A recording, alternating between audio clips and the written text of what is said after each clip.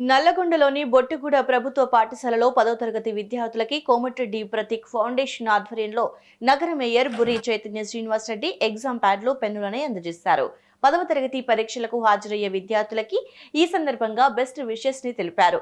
పరీక్షల్లో మంచి మార్కులు సాధించాలని విద్యార్థులకి సూచించారు. కార్యక్రమంలో మున్సిపల్ మాజీ chairman Buri Srinivas Reddy, Komatireddy Prateek foundation CEO Gonareddy, పాఠశాల principal Ramakrishna, retired principal Sudharani, పాఠశాల ఉపాధ్యాయులు పాల్గొన్నారు.